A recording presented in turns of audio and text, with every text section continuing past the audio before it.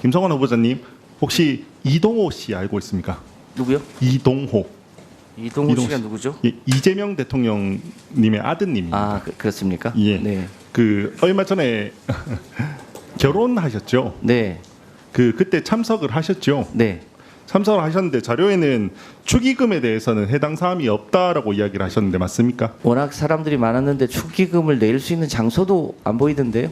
그래서 축하는 하러 갔습니다만 축의금은 따로 내지 않았습니다. 축의금 하지 않았습니까? 네. 그때 식사는 하셨습니까? 안 했습니다. 식사도 안 하셨습니까? 네. 대통령의 아드님의 그 결혼식에 갔는데 별도로 축의를 하지 않으셨습니까? 네.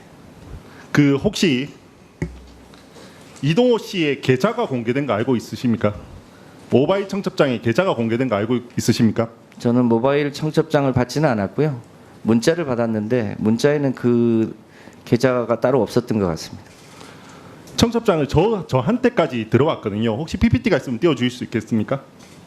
이렇게 저한테까지 흘러서 이 모바일 청첩장이 왔습니다. 이 계좌번호까지 이렇게 적혀 있더라고요.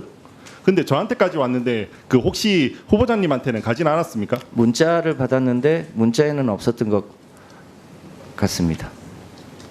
그리고 대통령실에서 이게 문제가 좀 되니까 그 공지사항 하나 공개를 했습니다. 하나 띄워주실래요? 이렇게 해서 화환을 거절한다는 말을 했습니다. 이왕 화환을 거절한다는 말을 할 거면 저는 축의금도 거절한다는 말도 해도 될 것 같은데 그때 축의금을 거절한다는 말은 없더라고요. 마치 제 눈에는 화환 말고 돈으로 보내달라는 말처럼 들렸습니다. 혹시 후보자는 어떻게 보십니까? 네, 요 관련 기사는 처음 봤는데요. 전 대통령 아드님의 결혼식이었고 인사도 드릴 겸 해서 가서 대통령님 얼굴은 뵙고 네 분 얼굴은 뵀는데 제가 다른 일정이 있어서 시작할 무렵에 빠져나와서 전체 식을 다 보지는 못했습니다. 자, 왜 이렇게 질문을 드리냐면요. 얼마 전에 김민석 총리께서 인사청문회가 있으셨죠. 그때 보니까 7억 과징금을 어떻게 납부했는지라는 부분이 문제가 됐습니다. 그때 납부한 방법이 경조사랑 출판 기념회에서 거둔 돈으로 납부했다고 이렇게 말씀하셨습니다. 알고 계십니까? 네, 기사를 본 적이 있습니다.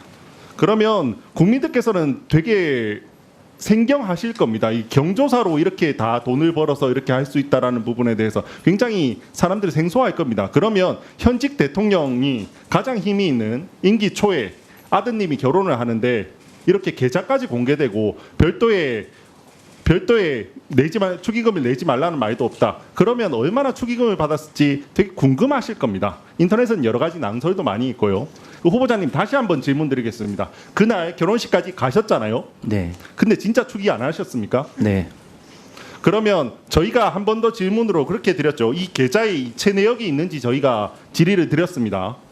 거기에 대해서 해당 사항이 없다라고 회신하셨어요.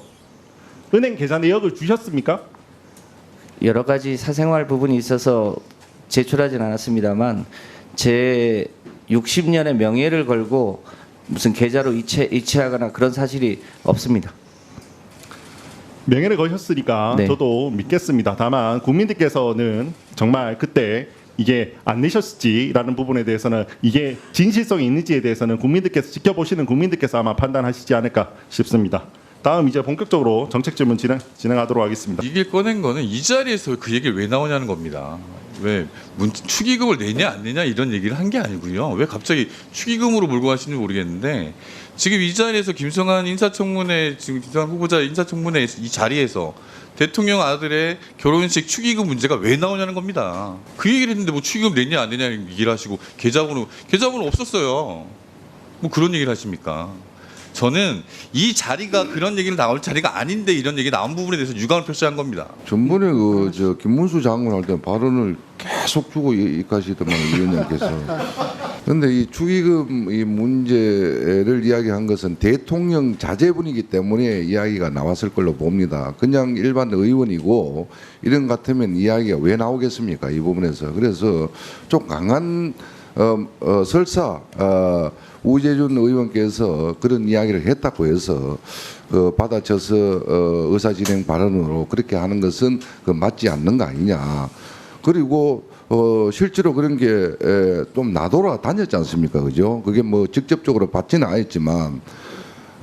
그리고 이 문제에 대해서 우리 이 김영동 의원께서 잘 정리를 이래 해 주셨는데 이보다 오늘 이 축의금의 어떤 문제보다 전번 인사청문회에서는 이보다 더 강한 이야기들이 많이 쏟아져 나왔습니다.